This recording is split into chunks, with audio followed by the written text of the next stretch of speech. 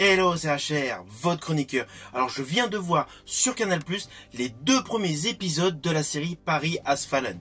Série totalement dérivée de la trilogie avec Gerard Butler, initiée par la chute de la Maison Blanche. D'ailleurs, pour la petite histoire, sachez qu'il y a un 4e opus de cette saga avec Gerard Butler en préparation. Alors cette série Paris Has Fallen est superbement réalisée, superbement maîtrisée. Avec ce produit télévisé, je pense que Canal+ a retrouvé une série digne de 24 heures chrono.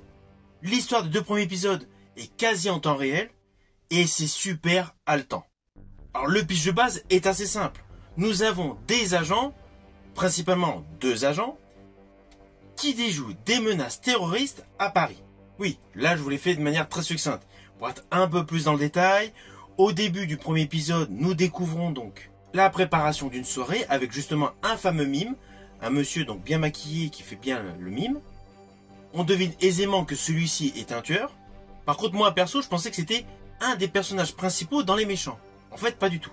Mais c'est bien réellement un tueur.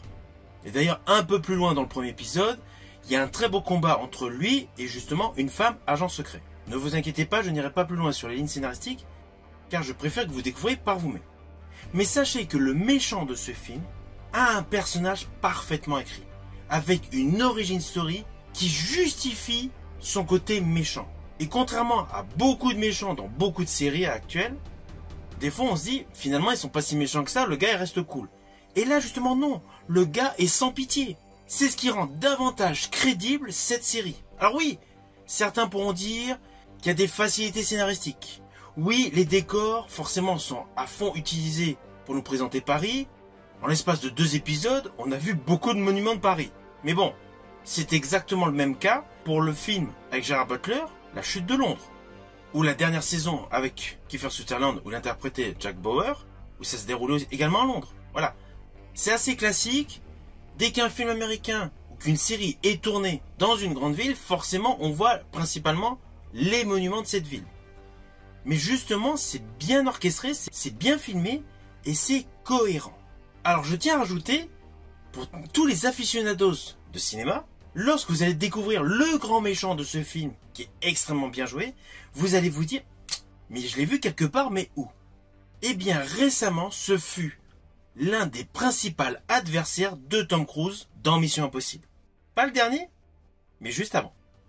C'était pour la petite histoire. Alors naturellement, l'acteur Taoufik Jalab n'a rien à voir avec l'acteur Gerard Butler. Là, nous avons une prestation moins burnée, moins homme de Cro-Magnon. On est plus dans l'esprit d'un Jason Bourne. Et ça colle parfaitement. C'est justement extrêmement judicieux d'avoir fait ce choix. Comme ça, cela arrête tout de suite les comparaisons. Surtout que son jeu, en Vincent Taleb, est top. Il est en totale adéquation avec son personnage et rend extrêmement crédible cette histoire aux multiples rebondissements. Naturellement, lorsque j'aurai vu davantage d'épisodes, je reviendrai vers vous. Mais sachez que pour l'instant sur Canal+, vous pouvez voir les 2 premiers épisodes.